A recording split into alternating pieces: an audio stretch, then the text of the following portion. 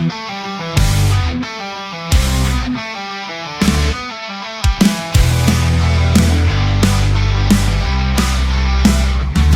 da consulta, vamos nos preparar. Eduardo e João prontos pra conversar. Essa temporada é hora de aprender, com dicas e histórias pra você entender. Música no ar, saúde em primeiro lugar. No podcast da vida vamos nos cuidar. Com risos e saber, tudo vai melhorar. Juntos nessa jornada, prontos pra escutar. Ouvindo as vozes, o coração vai bater. Médicos dedicados sempre a te acolher. Entre mitos e verdades vamos desvendar. Consciência e amor, prontos pra dialogar. Música no ar, saúde em primeiro lugar. No podcast da vida vamos nos cuidar. Com risos e saber, tudo vai melhorar. Juntos nessa jornada, prontos pra escutar. Tudo bem, João? Que calor, hein? Tudo bem, Eduardo. Tá bem quente, hein? Precisando voltar uma chuvinha pra umidificar o ar. E ainda estamos na primavera, né? Exatamente. Oficialmente o verão não começou. E você tá pronto pro segundo episódio do podcast Antes da Consulta? Com certeza, com certeza. E um assunto especial hoje. Tenho certeza que a nossa audiência vai aprender muito, viu? Demais. Ô, João, vamos relembrar os nossos patrocinadores? Claro, agradecemos os nossos patrocinadores, Padre Albino Saúde, Mercavejo e Laboratório Santa Rita. Nossa querida audiência, hoje nós temos a imensa alegria de receber Padre Vanderlei. Ele é o pároco titular da Igreja de São Benedito e é também psicólogo.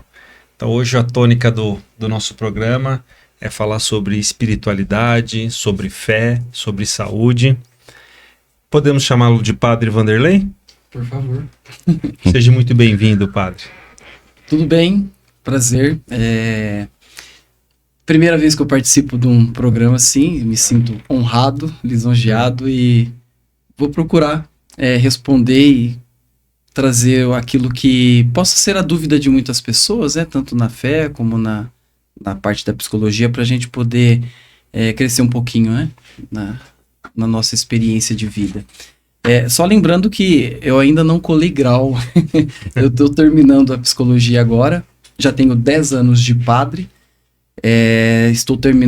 terminei praticamente nos estudos e agora dia 22 de janeiro próximo eu colo grau em psicologia, então não tenho meu CRP, senão eu teria que apresentar inclusive. Mas vamos lá, é um prazer e vamos fazer esse caminho aí. Tudo bem. Vamos considerá-lo psicólogo, porque não tem mais aula. Só falta uma formalidade. Questões de detalhes. Teria que aparecer ali embaixo o meu CRP. Psicólogo, mas qual o CRP dele, né? Não tem. Tá bom. Eu tenho CREF, sou formado em Educação Física também. Vida, bom. Tá ativo, tá? Muito bom. Você quer começar? Posso? Ok. Vamos lá. Padre, nós sabemos que 80% da população mundial é vinculada a alguma religião. Baseado nisso, qual é o significado de fé? Tá. Olhando para a humanidade, desde a antiguidade, desde os primeiros relatos, a gente viu que o ser humano sempre procurou dar um sentido, um significado para essas questões transcendentais, né? A questão da fé. Isso está na Bíblia, do Antigo Testamento, também está expresso nas pinturas, nas gravuras nas pedras, até quando a gente olha para o Egito Antigo, tudo aquilo que foi construído para que pudesse responder a uma fé, ali onde seria sepultado um faraó, que para o egípcio era um deus. Então, a fé ela perpassa ao longo de toda a humanidade, ao longo da história. Na Bíblia temos Abraão, o pai da fé. Tudo isso para a humanidade sempre teve um sentido, né? A fé. Mas nós temos a religião, que a religião ela significa do latim religare, né? Religar o ser humano a Deus. Religar por quê? Porque em algum momento isso foi rompido. Alguma coisa se rompeu e se afastou a ponto de parece que se perder essa percepção de Deus, né? Então a religião é esse instrumento onde dentro de um conjunto de ritos, mitos e leis, procura colocar o ser humano num caminho onde ele possa se encontrar com esse Deus e isso responder, fazer sentido a essas buscas, né?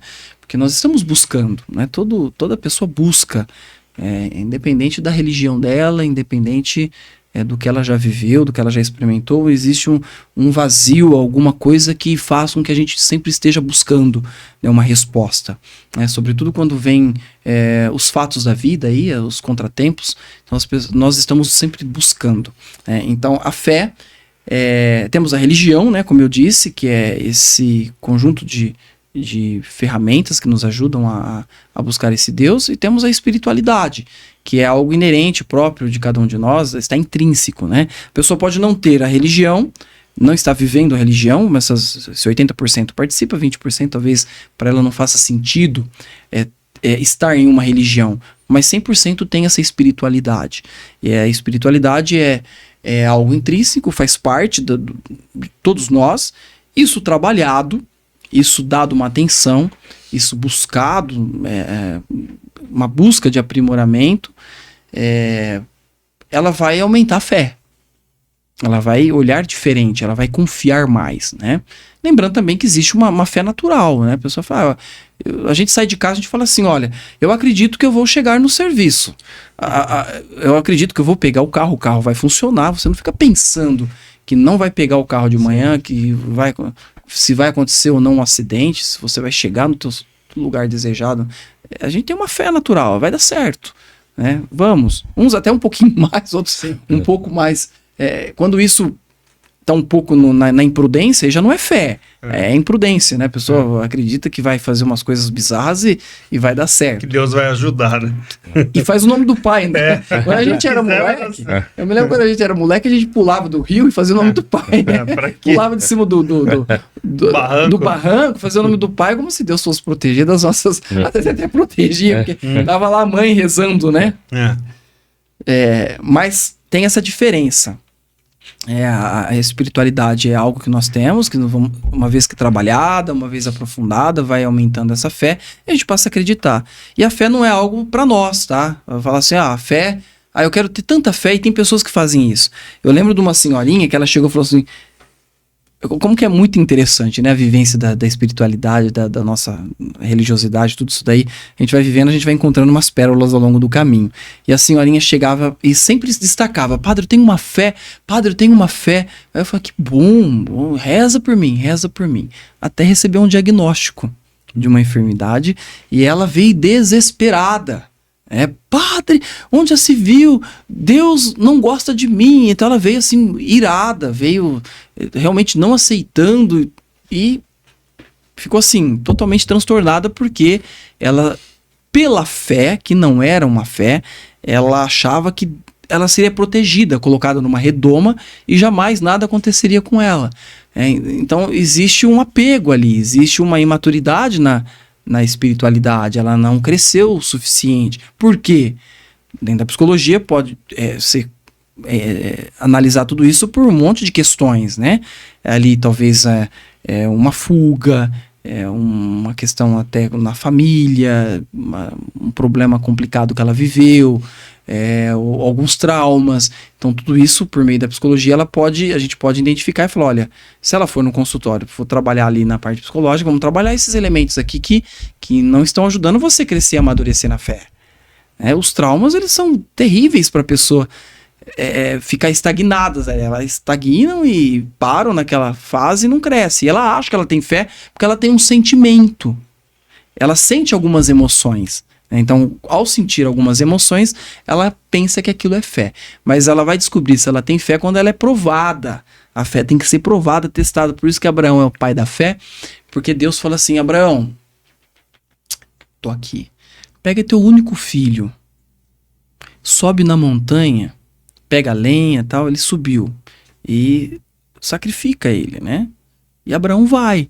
E Isaac era o seu filho, o filho da promessa.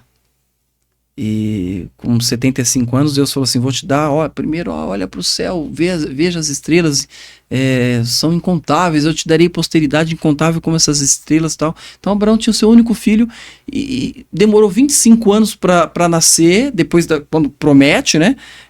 Demora 25 anos e quando nasce, pega o menino, leva lá e sacrifica o menino. Abraão foi. Demorou para ter, vai lá e pega o punhal, quando vai apunhalar o menino em sacrifício, fala, Abraão, para. Né? Então ele confiou. É uma fé provada, uma fé de um homem que realmente acreditava que Deus ia fazer alguma coisa. Se jogou nas mãos de Deus, né? E confiou. Então tem um caminho a ser feito para que na vivência da espiritualidade, dentro de uma religião, nós vamos amadurecendo essa fé e vamos sendo postos em provas, desde as pequenas, né? Por isso que a gente não pode reclamar das coisas que acontecem, né? A gente tem que falar, olha, será que não precisava acontecer isso, né?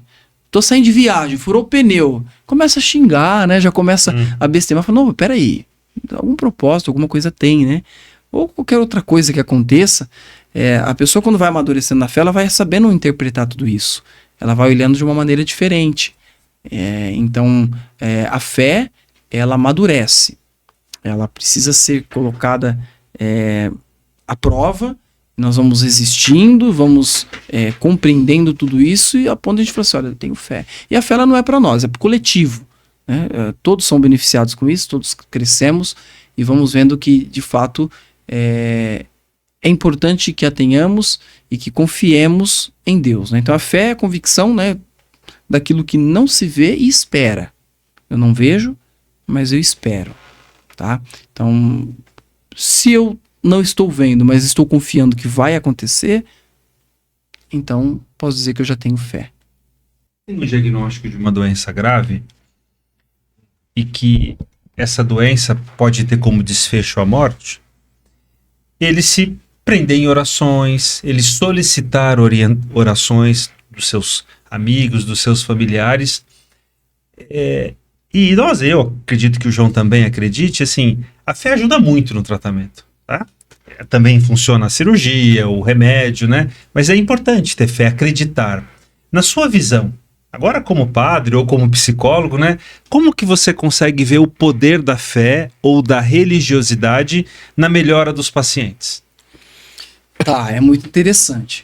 Ele começa a rezar quando? Na hora que ele recebe o diagnóstico, aí psicologicamente a gente vai dizer que ele se apegou em alguma coisa para poder amenizar o impacto dessa notícia e até mesmo do sofrimento.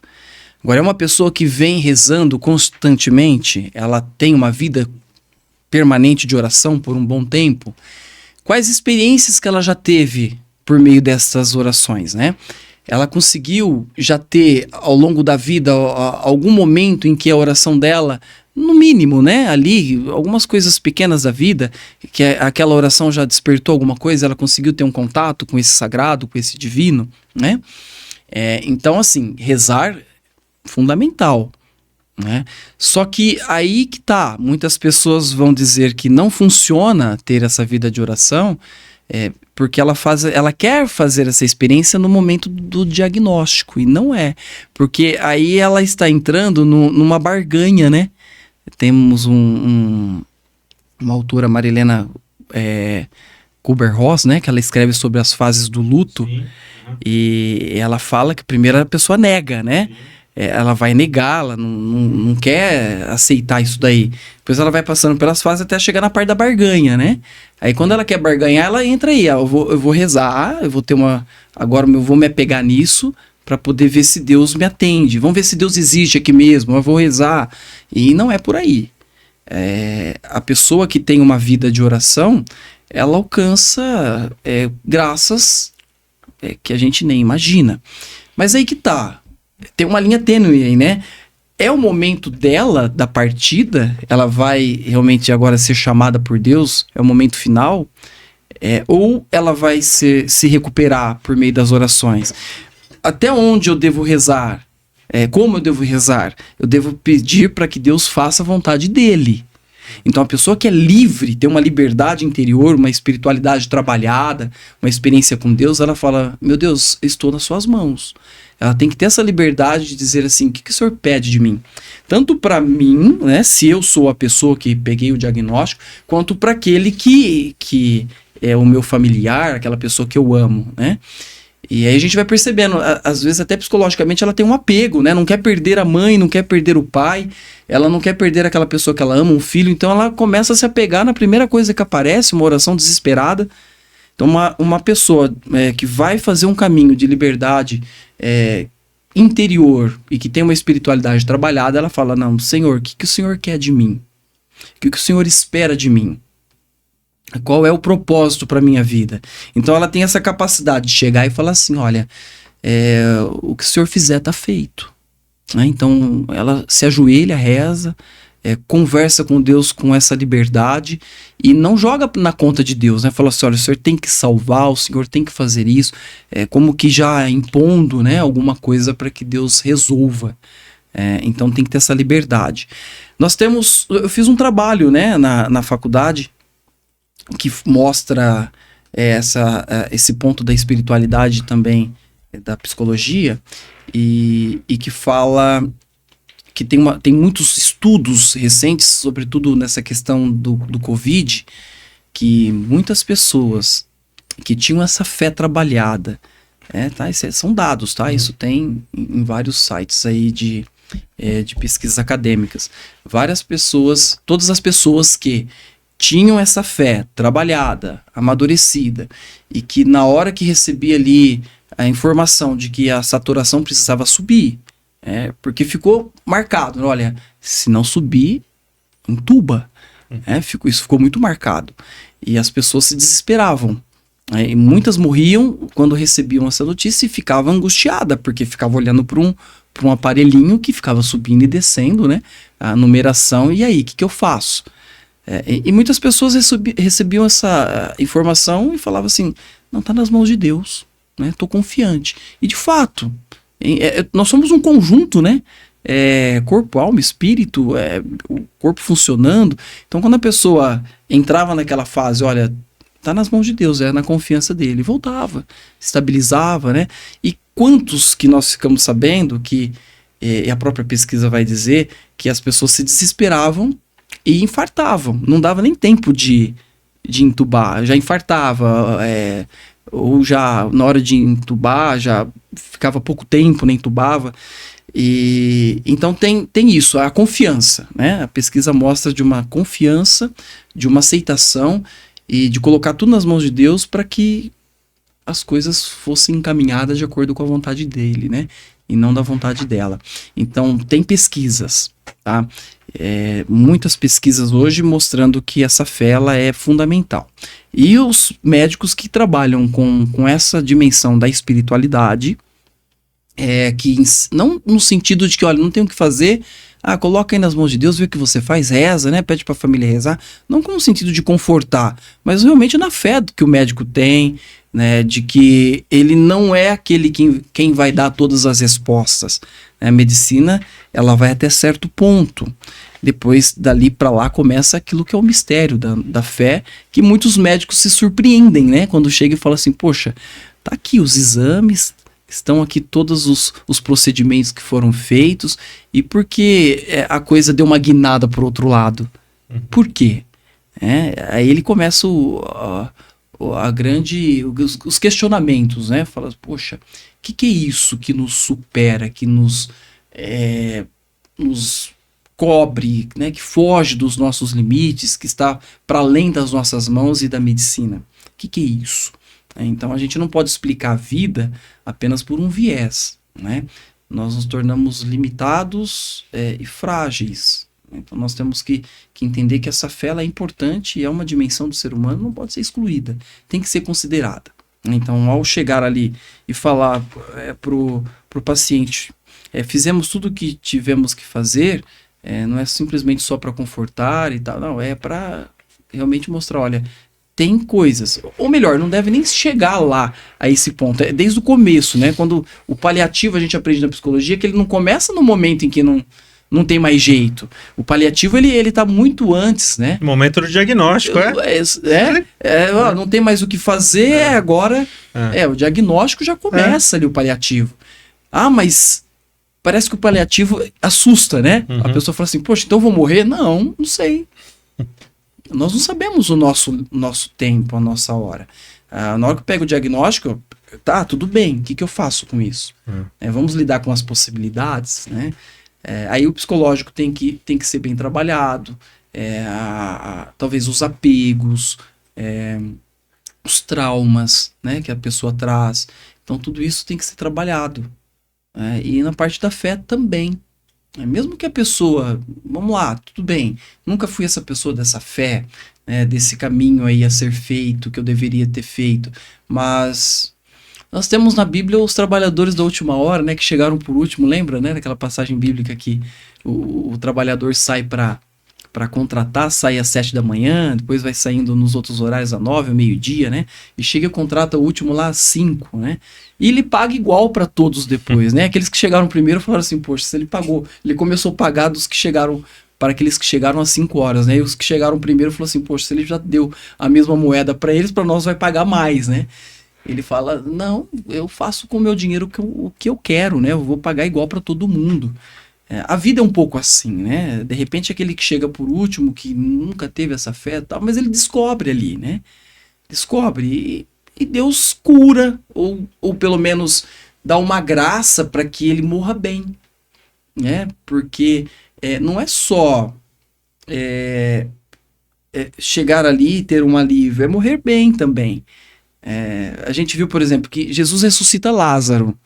Lázaro não está vivo até hoje. Lázaro morreu. Ressuscita o filho da viúva de Naim, no texto bíblico, né? Morreram depois. Inclusive é até interessante que Lázaro, Jesus ressuscita, depois tentam matar Lázaro, né? Ficam bravos com que Jesus fez ali a ressurreição de Lázaro e repercutiu. Falou, poxa, esse homem está ressuscitando. Está dando um maior... ênfase para aquilo que a gente queria que fosse cortado. A fama dele tá demais. E tentam matar Lázaro também. Começam lá um procedimento para matar Lázaro.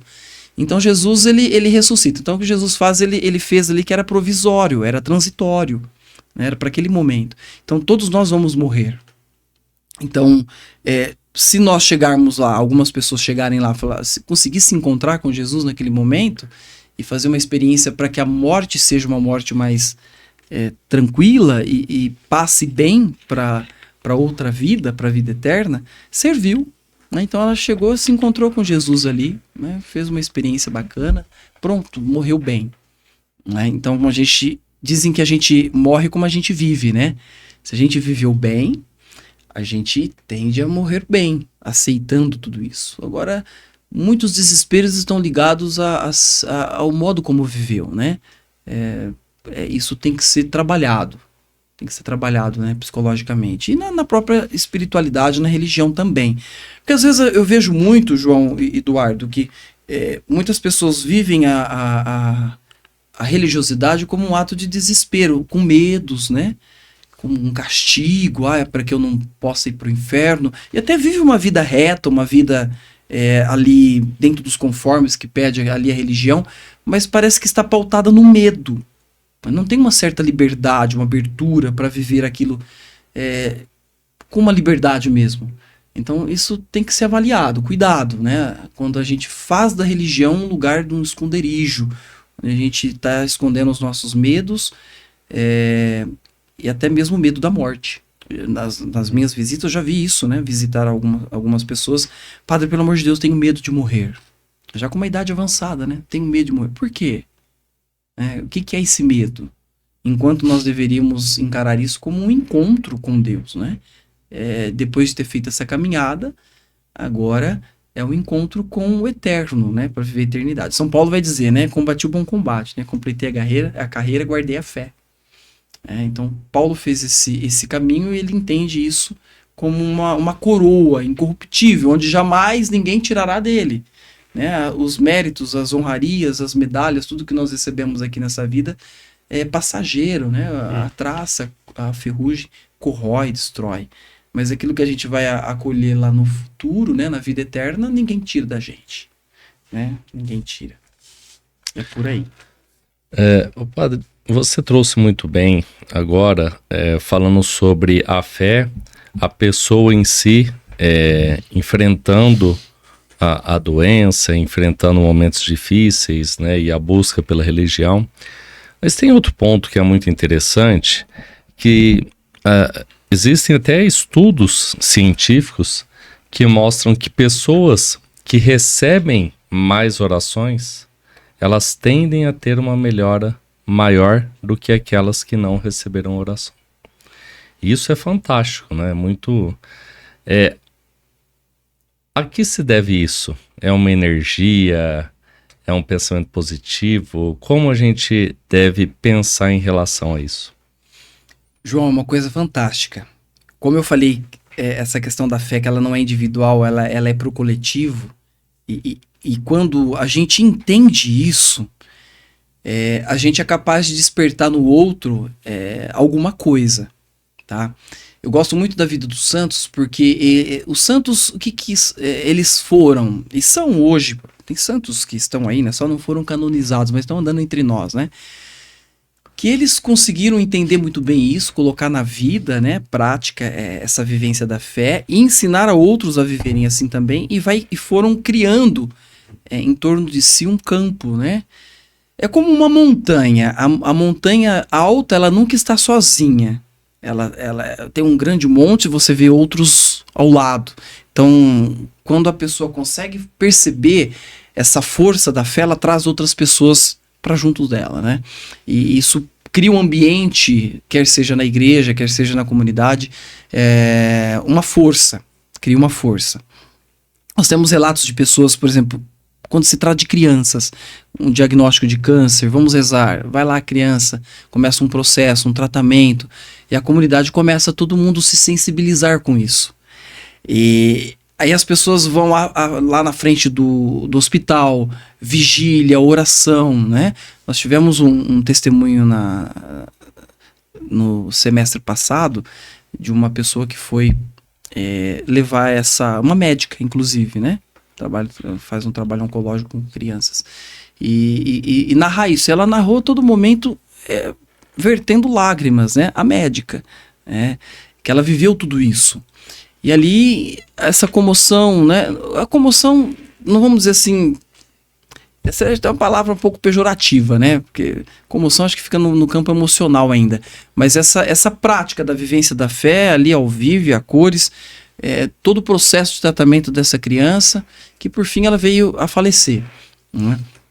Mas despertou algo que é muito importante que tenhamos isso desperto em nós, que é essa sensibilidade à dor do outro, o olhar para o outro. Quando as pessoas olham para o outro e vê o sofrimento, vê a dor, aí vem a misericórdia. E a gente consegue a descer, né, do nosso pedestal e começamos a olhar para o outro com empatia, com desejo de que o outro tenha um sucesso. E aqueles que têm fé vai conseguindo trazer uma energia, trazer alguma coisa que realmente altera a vida daquela pessoa. Altera. Mas a pessoa pode morrer, né? Mas isso fica um ensinamento. Porque nesse testemunho que nós tivemos, né, dessa médica, ela dizia que essa criança trazia tanto conforto, trazia palavras de sabedoria, e mostrava que tinha alguma coisa ali que a criança já estava num outro nível, tá? A criança estava num outro nível de maturidade. Então são uns tapas na nossa cara, né? São uns corretivos que nós temos, um aprendizado que é fantástico. Então essa fé, quando nós nos unimos em prol de alguma coisa, ela move, ela transforma. É algo fenomenal, tá? Então a gente tem isso ao longo da história, né? Muitas coisas riquíssimas, né, que a gente pode testemunhar, não só para uma pessoa específica, como também para um contexto, de um modo geral. Um contexto. É importante estimular, né? Quando a gente tem uma fé, eu estimulo isso no outro, nunca fico para mim. Eu tenho que estimular, é uma corrente, Eu tenho que passar. E Deus permite algumas coisas, né? Deus permite algumas coisas para que a gente aprenda, cresça e destaque ali, né? Alguma coisa que possa ser um sinal da presença dele no nosso meio. Então é isso. Tanto para curar, quanto para, se não curar, era o tempo da pessoa, ela veio para aquele propósito, né? Mas quando é criança que a gente se sensibiliza, né? Como a gente falou, ela veio para aquele propósito e nos deu um grande ensinamento. E quando cura, também a manifestação de Deus. Também ficou um ensinamento ali. E a gente tira aquilo para toda a nossa vida, né? A gente vai estar lembrando aquilo lá. Então, é importante ter essa fé. É importante. Padre, até o final do século passado, mais ou menos, a relação médico-paciente ela era centrada no médico. Olha, você tem que fazer isso, você tem que tomar aquilo. E o paciente poucas vezes tinha oportunidade de questionar aquela decisão tomada pelo seu médico. E não havia espaço para fé, para religiosidade, né? O médico, naquele cenário, era o dono da verdade. A gente, felizmente, tem evoluído muito, né? E hoje a gente entende, o João falou há pouco, que como é importante a fé, a religiosidade no tratamento médico, né? Independente da intensidade e da gravidade dessa patologia. Você diariamente vai ao hospital, visitar os seus fiéis, visitar quem te pede ajuda. Você consegue nos falar de alguma ferramenta, de alguma possibilidade de começar a desenvolver religiosidade, nem vou falar de fé, de religião, de fé, para a equipe hospitalar? Você acha que deveria haver essa empatia desde a moça da limpeza, do pessoal da enfermagem, do próprio médico que cuida do paciente? Você acha que se houvesse a possibilidade, eu e o João lá atrás tivéssemos aprendido alguma coisa, cada um no seu credo, vamos respeitar, mas de desenvolver, de perceber que isso faz sentido, que isso vai mudar a vida de alguém? É bem interessante. Eu divido em duas partes. Primeiro, essa parte que você fala do século passado, nós temos as ciências que se apoiaram muito na visão positivista, que procurava fragmentar as partes para poder ter um conhecimento maior. É legal. Hoje nós temos um monte de especialidades, né, que foram fragmentando, e hoje você tem um especialista. Inclusive, hoje eu fui no médico do cotovelo, né? Tô com um tendão inflamado aqui, remédio não deu certo, você toma um remédio, você vai lá, tem um especialista do cotovelo, do ombro, né? Oncologia, bom, para todas as partes. E tirou Deus do século passado. Então teve dentro da igreja, a Igreja Católica, ela fundou as escolas, as universidades, os leprosários, os asilos, né? Santas Casas. As né? Santas Casas. Sim. Assim, sim. Padre Albino, né? Começou. Então a igreja, ela sempre foi pioneira em olhar para o ser humano e falar assim, o que ele precisa aqui agora? Né?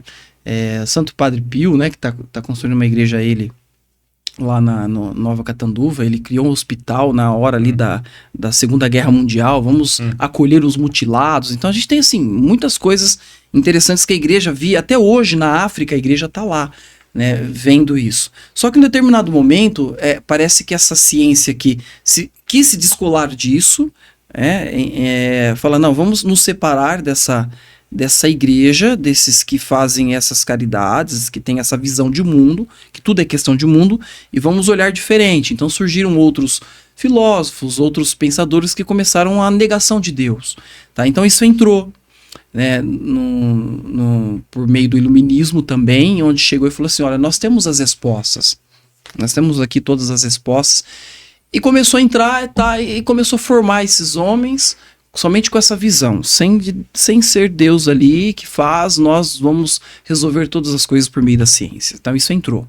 Lógico que sempre tinha um ou outro que pensava diferente, né?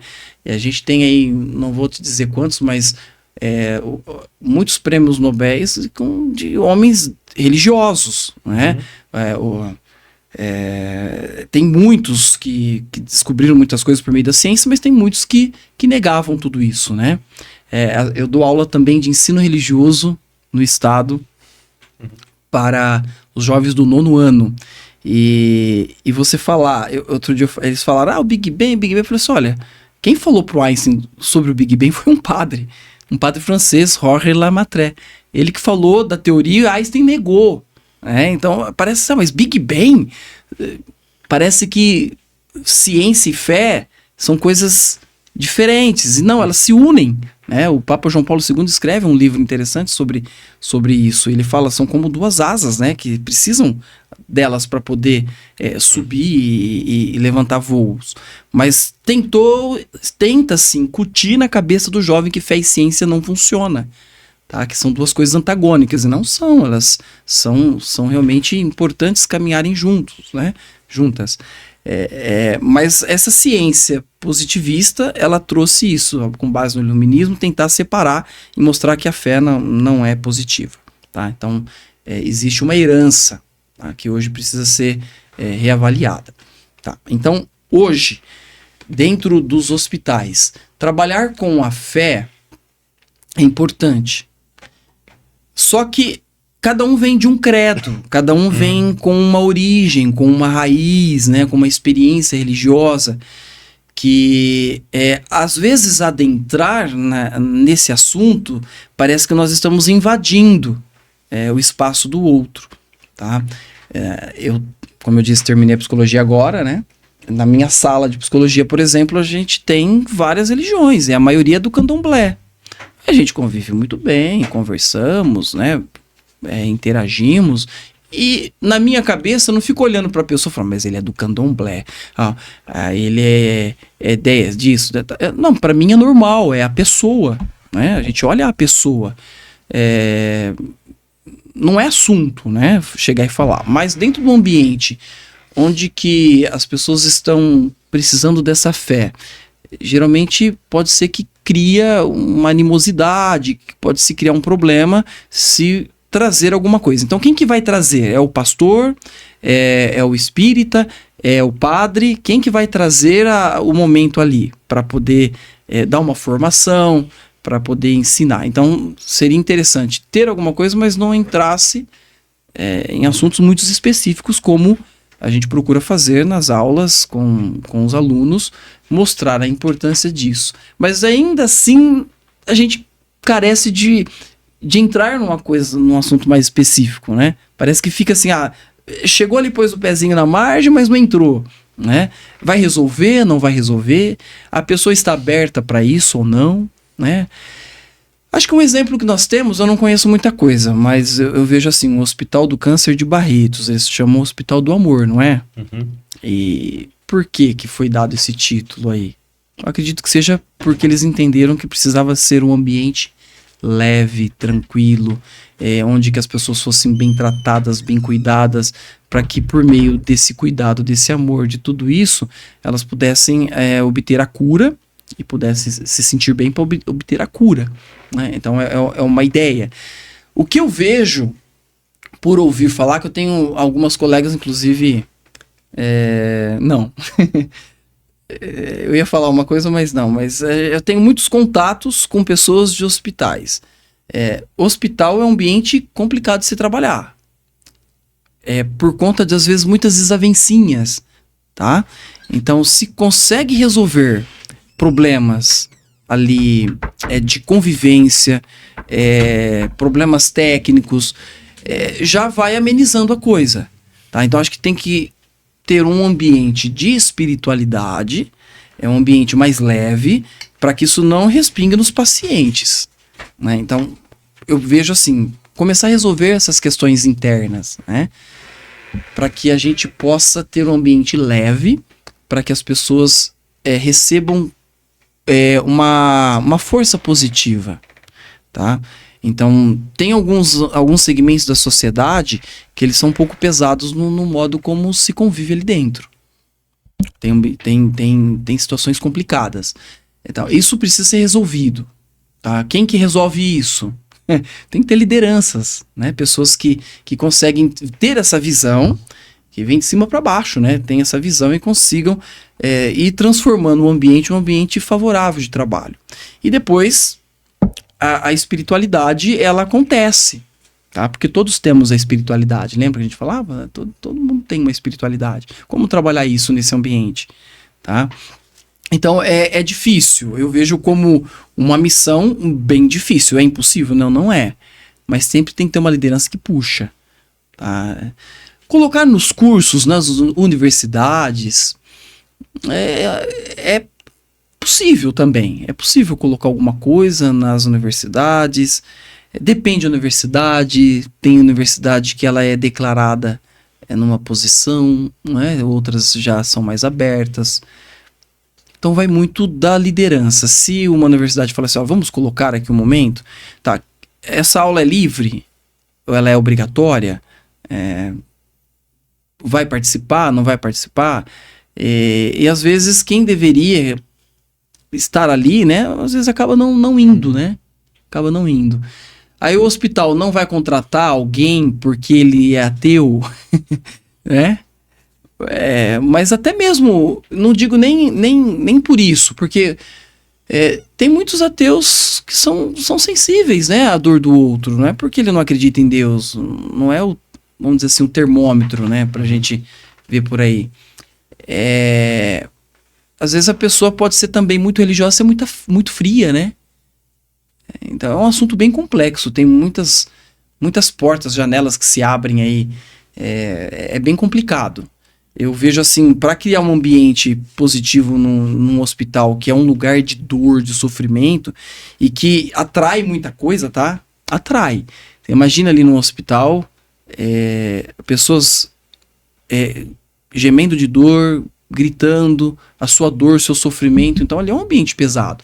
As pessoas que chegam ali para trabalhar, e se chega também com um monte de problema, um monte de coisa assim, indisposta, ela chega naquilo lá, é isso daqui, é aquilo ali, ela também começa a entrar naquele ambiente, naquele círculo vicioso e negativo, e tudo vai para baixo. Então, o certo é a gente chegar ali trazendo paz, trazendo tranquilidade, uma palavra de conforto, e a gente acaba elevando, né, o ambiente para que daquele ambiente pesado se torne um ambiente leve, e tudo vai se encaminhando de uma maneira melhor. Talvez a solução seja falar de amor, né? Falar de amor. De amor. Amor ao próximo. Isso. Falar da religião é pouco complicado.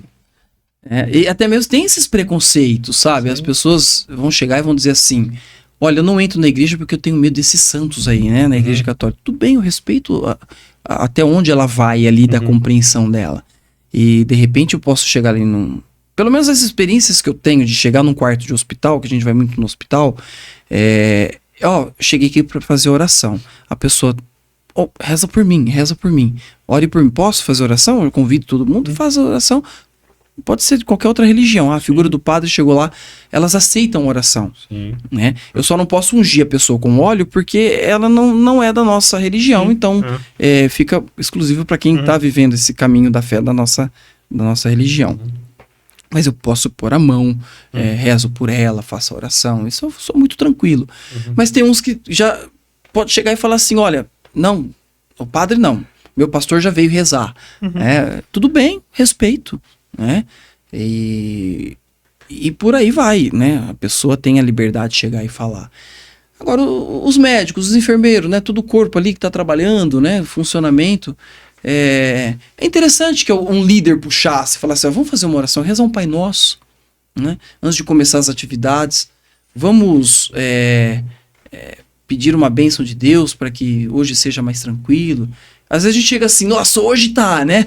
Eu trabalho em escola, eu dou aula na escola, aí eu chego nas escolas, é muito comum, eles falam assim, padre, vem abençoando, coisa que tá feia, coisa hoje tá feia. Eu falo, não, a gente já tá proclamando que a coisa tá feia, vamos falar que tá tudo bem. Ainda hoje eu saí da escola, a senhorinha falou assim, padre, você volta aqui o ano que vem? Eu falei assim, talvez, quem sabe? Eu falei, porque você chega abençoando, é uma paz, né? É uma tranquilidade, então a gente transmite isso. Transmite uma paz, uma tranquilidade, mesmo quando a gente tá agitado, também, né? O padre também é humano, né? Humano, né?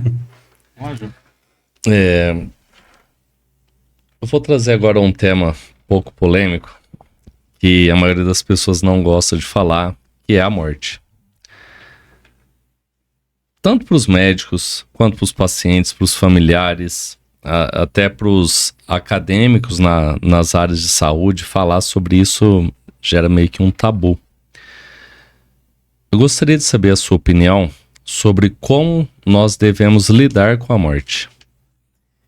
Com a morte realmente é um tabu. Mesmo nós sabendo que vamos morrer, que a nossa vida realmente ela é finita, é um processo de maturidade que precisamos fazer ao longo de toda a nossa vida. Psicologicamente, se nós temos os apegos, temos as nossas interpretações diferentes, a gente acaba tendo dificuldades, as pessoas têm dificuldades de encarar essa morte. É preciso fazer um caminho onde a gente vai se desligando, vai se desconectando de tudo isso para que a gente compreenda que daqui a gente só leva aquilo que nós semeamos de bom, né? Só que como é difícil, né? Depende da cultura da pessoa, depende também do histórico religioso dela, depende de tanta coisa, é um conjunto de um monte de coisas. Tá tudo ali em torno da pessoa. O ideal fosse que nós chegássemos e disséssemos assim, olha, eu vou partir, fiz o meu caminho, todos morrem, chegou a minha hora, e eu vou viver isso que eu tenho para viver. Eu vou aceitar isso do jeito que tenho que viver até o final, né? Quando que vai ser o meu último suspiro? Né? Qual que é o dia? Eu já tenho aí o diagnóstico, já tenho tudo isso que já foi falado, tá nas mãos já coloquei nas mãos de Deus, já fiz um caminho. Aí a última fase do luto lá, né, a Mariana fala que é a aceitação, né? Sim. A gente aceita, tá, tudo bem, aceitei. É o que eu tenho, né? Vou morrer, sou finito, então é o correto a gente fazer isso, né? Todo mundo deveria fazer isso, mas tem quem não faz, né? Eu tive uma experiência muito bonita de acompanhar uma pessoa que recebeu o diagnóstico depois de 5 anos, né? A recidiva, né?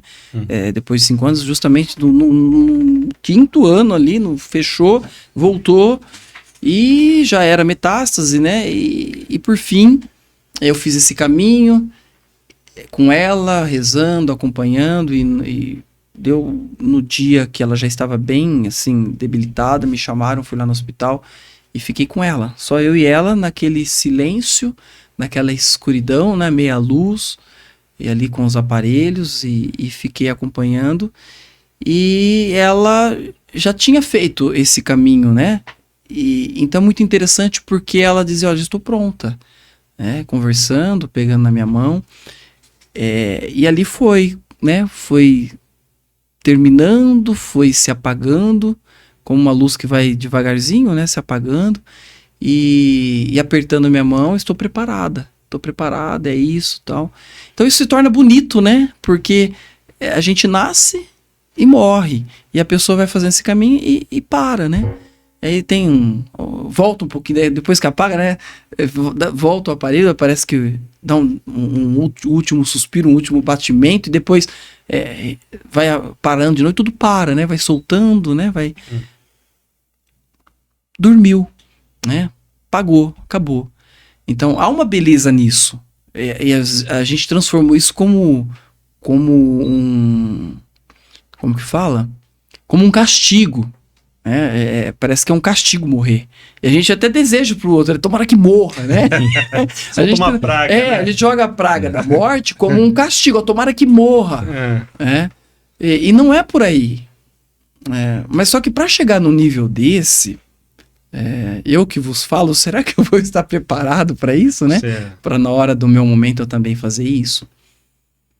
Tomara, né? Desejo que isso aconteça, né? Tá lá na Bíblia, né? Jesus lá com os ladrões, um estava angustiado, o outro estava mais tranquilo, né? Jesus, lembra-te de mim. Por mais que ele tenha feito o que fez, né? Que merecesse, né? Nós merecemos isso, né? Ele diz, mas no último suspiro ali ele fala, olha, lembra-te de mim. E morre. Aí os filmes colocam interessante, né? No outro lá que estavam bestemando, colocam um corvo já picando o olho dele, né? Como assim um merecimento daquilo. porque ele por não ter aceitado. Mas no momento ali ele fala, olha, lembra-te. E Jesus morreu, Jesus, o Filho de Deus, veio e morre, passa pela morte. Então a religião nos ajuda a ressignificar tudo isso, a vida e a morte. E olha que bonito, Jesus ressuscitado, ele leva as marcas do crucificado. Por que ele ressuscitado leva as marcas dos furos do corte da lança? Por quê? Para mostrar que o sofrimento foi importante para chegar naquilo que é a morte, e ressuscitado é como que uma medalha, um troféu, dizer assim, olha, eu passei por isso. Então o sofrimento tem um sentido, senão ele não teria ressuscitado com essas marcas. Então quando ele ressuscita para mostrar que essas marcas foram importantes para chegar onde ele chegou. Então nós ressignificamos tudo isso. Então nós, enquanto católicos, não ficamos olhando para um Cristo sofrendo, ai que dor, tudo isso, tal, a gente chora, tal. Não, e a ressurreição? Então a ressurreição leva as marcas daquele que foi crucificado, do sofrimento. É importante. Se nós aprendermos a ver a importância do sofrimento para chegar no caminho final, a gente olha diferente. A gente começa a olhar diferente. E ao longo da vida, né, a gente tem os picos. E quando foi que a gente mais aprendeu as coisas da vida? Que a gente falou assim, olha, aprendi. Quando foi? No pico do sofrimento. Sim, nos perrengues. Você chegou lá em cima, você bateu e falou, puxa, eu tinha que passar por isso. Fica tão marcado no nosso psicológico, a gente fala assim, poxa, aprendi. Pior é quando não aprende, né? Esse que é o ruim, quando a gente fala assim, olha, passei por tudo isso e não aprendi. A pessoa vai. De novo, o mesmo erro, né? Então, a vida, o sofrimento, as coisas nós vamos passando, né? Tem esses picos do sofrimento, o alívio. Então, a gente passa ao longo da nossa vida morte, ressurreições. Morte, ressurreições. A vida é assim. Né? Até que a gente chega no momento da morte final. Inclusive, o batismo, para nós, o batismo a gente morre na morte com Cristo, morre para essa vida, para as coisas dessa vida, para que possamos ressuscitar com ele. No entanto, os primeiros cristãos, eles não queriam ser batizados logo no começo da conversão. Eles guardavam o batismo para o momento final da vida. Aí muitos diziam assim, mas você pode morrer de repente e você vai morrer sem o batismo, né? Eles diziam assim, mas eu não estou preparado ainda para batizar. Eles se convertiam, faziam uma experiência de Deus, estavam na comunidade, caminhando, participando, mas não recebiam um batismo. Porque o batismo é essa morte em Cristo. É a aceitação de dizer assim, olha, agora eu aceito. Então ele tem que viver a vida de Cristo. Então tem essa dimensão de que a gente já nasce, já assume isso para morrer com ele. Quando a gente faz esse caminho da vida, né, é diferente. Então vamos morrer do jeito como nós vivemos. Já fazendo experiências de morte, ressurreições. Então só mais uma que é definitiva, que é a coroa que ninguém mais tira da gente, né? Certeza. Fantástico. Eu vou fazer a última pergunta, padre. Mas eu vou te deixar à vontade para você responder como padre ou como psicólogo. A vida pede pressa, a alma pede calma. Como equilibrar tudo isso? Aí que tá, isso que é a arte do bem viver, né? É saber equilibrar tudo isso, porque se nós não equilibramos, nós não vivemos, nos arrastejamos, nós nos tornamos escravos dessa pressa que me pedem. Aí que tá, eu entro nessa.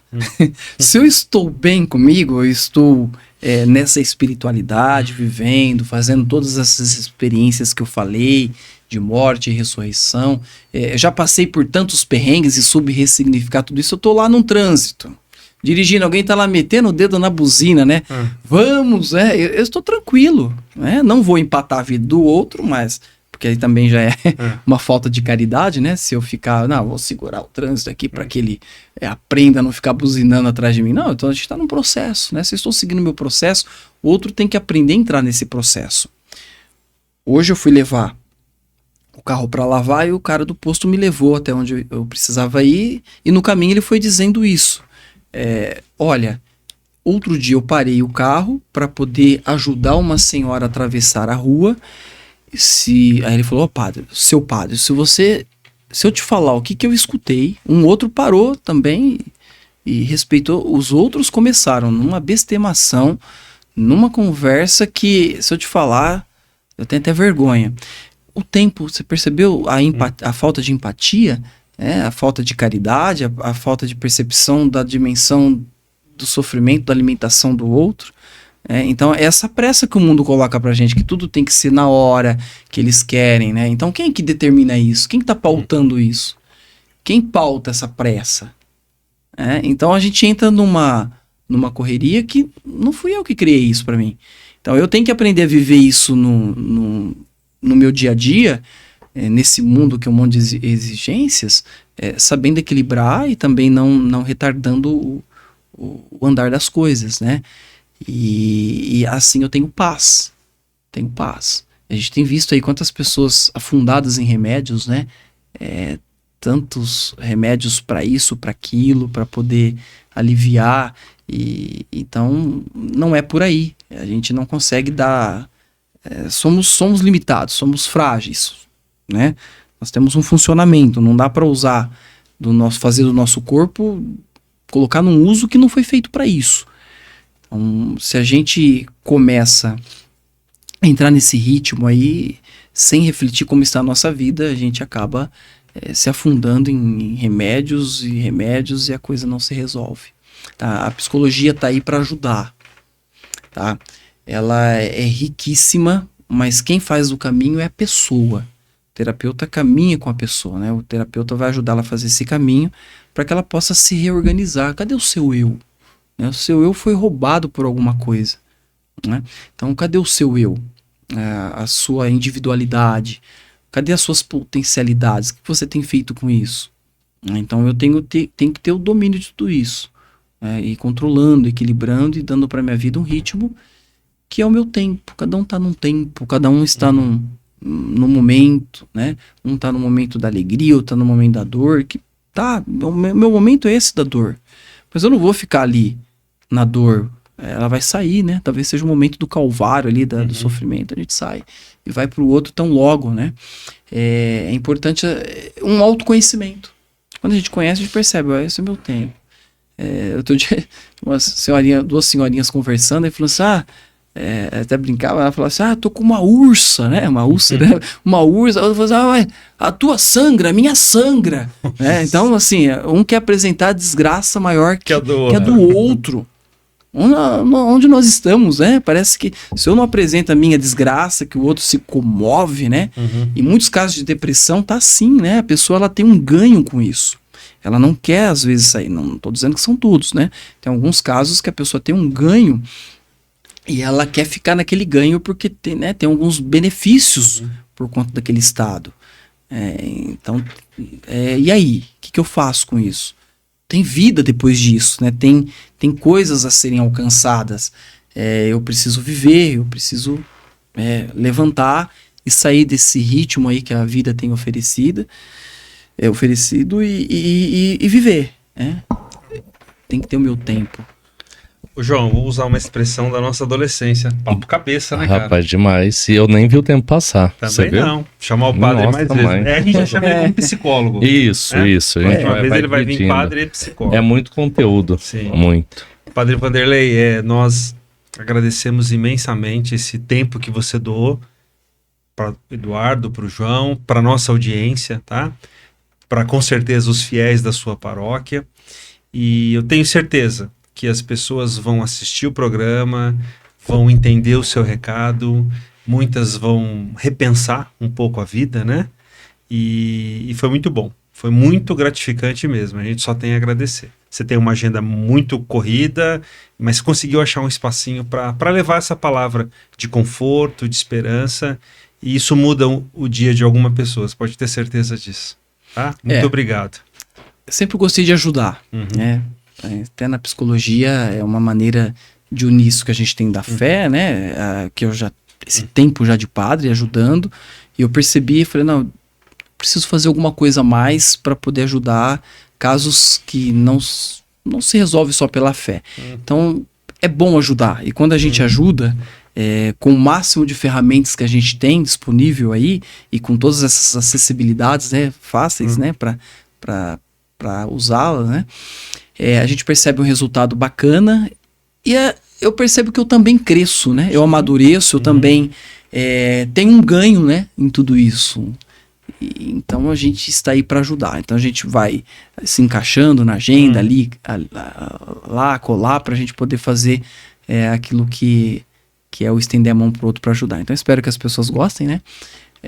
Contem com a gente. Estamos lá na Paróquia São Benedito, lá no Tarraf, né? É fácil de achar. Precisando, conte com a gente. E a partir já de janeiro também atendendo na clínica. Parabéns. Deus quiser. Muito bom. Padre, mais uma vez, muito obrigado pela sua presença. Foi uma honra tê-lo aqui. Aproveitando também para agradecer os nossos patrocinadores, Padre Albino Saúde, Mercavejo e Laboratório Santa Rita. E, por favor, visitem nosso site. Eduardo, passe o endereço para a audiência. www.antesdaconsulta.com. Lá você tem acesso ao canal no YouTube, Instagram, Facebook e Spotify.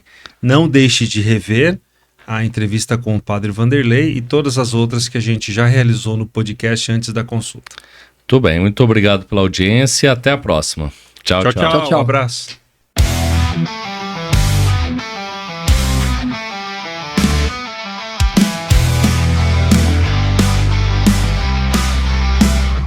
Antes da consulta, vamos nos preparar. Eduardo e João prontos pra conversar. Essa temporada é hora de aprender, com dicas e histórias pra você entender. Música no ar, saúde em primeiro lugar. No podcast da vida vamos nos cuidar. Com risos e saber, tudo vai melhorar. Juntos nessa jornada, prontos pra escutar. Ouvindo as vozes, o coração vai bater. Médicos dedicados sempre a te acolher. Entre mitos e verdades vamos desvendar. Consciência e amor, prontos pra dialogar. Música no ar, saúde em primeiro lugar. No podcast da vida vamos nos cuidar. Com risos e saber, tudo vai melhorar. Juntos nessa jornada, prontos pra escutar.